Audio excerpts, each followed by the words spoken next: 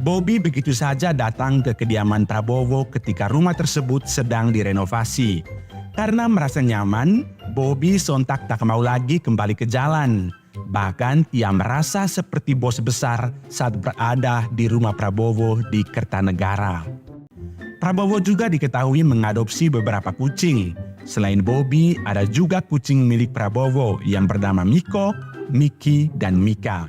Teman-teman, bagaimana jika saya katakan bahwa senjata intelijen tercanggih Amerika Serikat saat ini tidak berbentuk drone, pesawat siluman, atau satelit yang canggih, melainkan seekor kucing yang sering Anda lihat di Instagram bersama Presiden kita, Pak Prabowo. Mungkin Anda ketawa ya ketika mendengarkan ini atau menganggap ini sekadar lelucon media sosial saja. Namun dalam dunia intelijen, tawa adalah pelindung terbaik untuk menyembunyikan operasi hitam yang sebenarnya. Teman-teman, kucing Bobby-nya Pak Prabowo ini adalah salah satu ilustrasi skenario operasi intelijen asing yang bisa saja dilakukan untuk menyadap dan menghancurkan Prabowo serta Indonesia dari dalam. Skenario ini bukan fiksi ilmiah, teman-teman, seperti dalam film-film Hollywood misalnya. Ini adalah pengakuan nyata dari seorang mantan agen CIA, John Kiriakou, yang terbongkar dalam podcast The Diary of CEO. Untuk memahami kemungkinan ini, kita harus mundur ke era 1960-an. Dalam buku The Wizard of Langley, Inside the CIA's Directorate of Science and Technology, terungkap sebuah proyek yang terdengar seperti fiksi ilmiah. Proyek itu bernama Acoustic Kitty. CIA saat itu menghabiskan dana sekitar $20 juta, angka yang sangat fantastis pada masanya, untuk mengubah seekor kucing menjadi mikrofon yang bisa berjalan. Mereka melakukan prosedur bedah untuk memasukkan baterai ke dalam tubuh kucing tersebut, menanamkan mikrofon di kanal telinga, dan melilitkan antena di sepanjang tulang belakang hingga ekornya. Tujuannya mengirimkan kucing tersebut ke kedutaan besar Uni Soviet untuk menyadap percakapan rahasia tanpa dicurigai. Kucing adalah agen sempurna karena mereka memiliki akses yang bebas ke ruang-ruang privat manusia yang tidak bisa dijangkaui oleh agen lapangan manapun. Lalu bagaimana dengan kucing Pak Prabowo atau yang bernama Bobby Kertanegara itu? Bobby tidak lahir di rumah Kertanegara. Ia muncul secara tiba-tiba pada sekitar tahun 2017 ya teman-teman, memilih untuk tinggal dan akhirnya diadopsi oleh Pak Prabowo. Nah, disinilah celahnya teman-teman kalau memang skenario ini benar. Dalam kacamata intelijen, sebuah kebetulan yang terlalu sempurna adalah alarm yang sangat berbahaya. Apakah Bobby benar-benar kucing jalanan yang beruntung, atau ia adalah rekayasa biologis, sebuah mikrofon alami yang dirancang untuk merapat ke lingkaran inti kekuasaan Presiden Prabowo Subianto?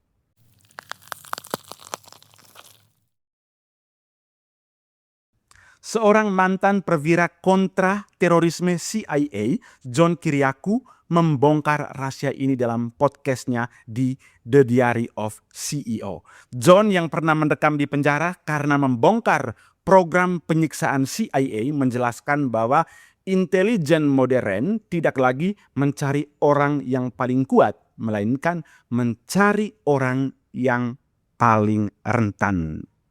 Dalam dunia intelijen ada konsep kerentanan manusia. Agen asing tidak akan mendobrak pintu depan rumah Anda. Mereka mencari retakan kecil pada dinding pertahanan tubuh Anda. Kerentanan ini bisa berupa yang pertama seperti masalah keuangan. Jika Anda misalnya terlilit utang pinjol, tiap hari Anda diteror dan ditelepon oleh orang-orang yang tak dikenal dan memaksa Anda, menteror Anda pasti akan mengalami ketakutan dan hidup dalam kecemasan. Nah, celah ini bisa dipakai oleh CIA atau agen intelijen asing manapun. Yang kedua adalah kesepian, kebutuhan akan pengakuan atau teman bicara. Jika Anda adalah orang yang tidak diterima oleh lingkungan Anda karena berbagai kekurangan Anda adalah salah satu yang sangat rentan. Yang ketiga ada ambisi yang terhambat. CIA ataupun agen intelijen asing menyasar orang-orang seperti ini. Orang-orang yang tidak puas terhadap sistem atau dalam karirnya. Dan yang terakhir adalah ego, teman-teman. Kebutuhan untuk merasa penting dan dihargai. John memperkenalkan metode MICE, M-I-C-E, sebagai salah satu metode CIA untuk mendekati target atau calon mata-mata mereka. MICE itu adalah money, ideologi, coercion, dan ego. Ini sebagai 4 pintu masuk utama untuk merekrut mata-mata. Seringkali target tidak sadar bahwa mereka sedang direkrut. Pendekatannya pun sangat halus di sini. Dimulai dari percakapan santai di acara-acara tertentu misalnya, membangun kepercayaan selama berbulan-bulan bahkan bertahun-tahun. Lalu pada akhirnya target memberikan informasi tanpa merasa sedang mengkhianati negaranya. Jika manusia biasa dipetakan dengan begitu mudah oleh agen-agen intelijen, bayangkan betapa mudahnya menyusupkan sebuah alat sadap melalui seekor hewan peliharaan yang sangat dicintai oleh targetnya. Kasih sayang manusia terhadap hewan adalah celah psikologis yang sangat mudah untuk dieksploitasi.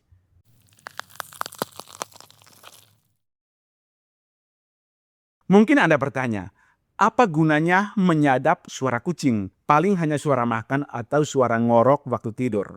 Jika Anda beranggapan demikian, Anda keliru. Intelijen bekerja dengan konsep puzzle informasi atau teka-teki informasi. CIA tidak hanya mencari dokumen rahasia negara. Mereka mencari hal-hal yang sangat kecil untuk kemudian digabungkan menjadi satu gambaran atau kesimpulan yang besar. Misalnya, siapa yang datang ke rumah Prabowo di Kertanegara atau Hambalang saat tengah malam? Atau bagaimana nada bicara presiden saat sedang dalam keadaan yang tertekan? Atau siapakah yang sedang berkonflik di dalam kabinet? Atau juga apa jadwal rutin yang tidak tercatat di agenda resmi presiden? Informasi-informasi ini teman-teman kelihatannya sangat receh. Namun jika digabungkan akan membentuk gambaran besar yang digunakan untuk menghancurkan sebuah sistem dari dalam. Ingat bagaimana pejabat tinggi Iran dihabisi dengan tingkat presisi yang sangat tinggi oleh Israel dan Amerika. Itu bukan hanya karena satelit teman-teman, tapi karena pengumpulan data-data kecil dari berbagai sumber termasuk dari perangkat teknologi yang berada di sekitar mereka. John Kiriakou memperingatkan bahwa ruang privasi kita saat ini sebenarnya telah lenyap di mata agen-agen intelijen. Ponsel, smart TV, hingga perangkatan rumah pintar adalah telinga bagi mereka yang tahu cara untuk meretasnya. Jika teknologi ini bisa dikhianati, maka teknologi biologis seperti rekayasa seekor kucing adalah tingkat lanjutan yang jauh lebih sulit untuk dideteksi.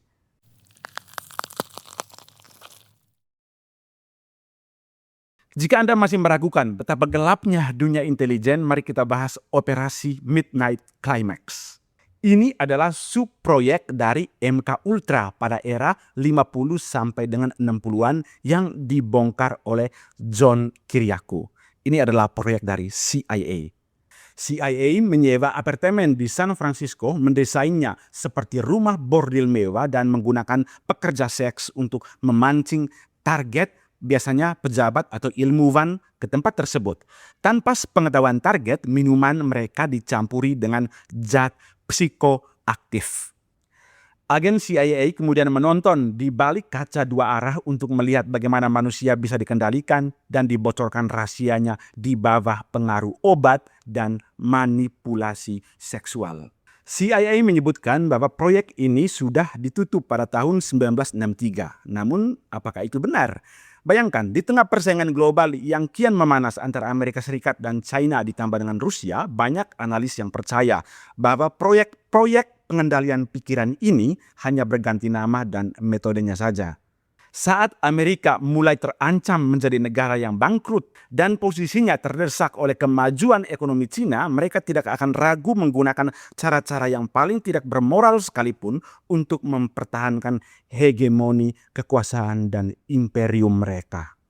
Ilustrasi skenario tentang Bobby Kertanegara mungkin terdengar sangat provokatif dan sangat absurd ya teman-teman.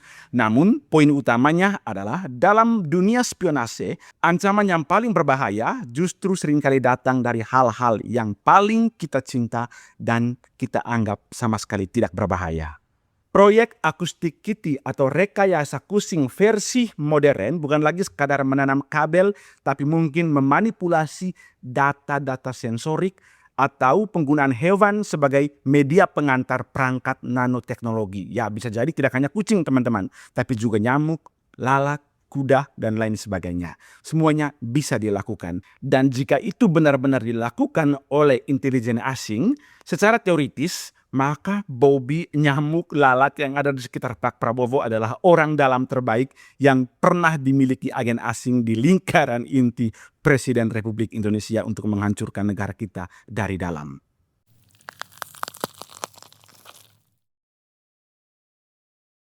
Lalu apa yang kita pelajari dari pengakuan John Kiriakou ini? Yang pertama teman-teman, kita harus sadar akan celah. Setiap kita memiliki titik lemah. Jangan biarkan ego atau ambisi menjadi pintu masuk bagi manipulasi asing. Yang kedua, audit teknologi secara berkala. Ini sangat penting dan saya harap orang-orang yang di istana juga bisa melakukan ini. Jangan pernah merasa aman dengan perangkat-perangkat yang terhubung ke internet. Ruang privasi Anda, ruang privasi kita adalah komoditas yang paling empuk bagi badan-badan intelijen. Yang ketiga, kedaulatan informasi. Negara harus memiliki protokol keamanan yang tidak hanya mencakup pemeriksaan fisik manusia, tetapi juga pemeriksaan teknis terhadap lingkungan terkecil, termasuk hewan peliharaan di area-area vital. Dan disinilah kita penting memiliki kedaulatan data dan kedaulatan teknologi. Supaya kita tidak tergantung dengan teknologi-teknologi asing yang ternyata sudah disusupi dengan chip intelijen atau chip mata-mata tertentu.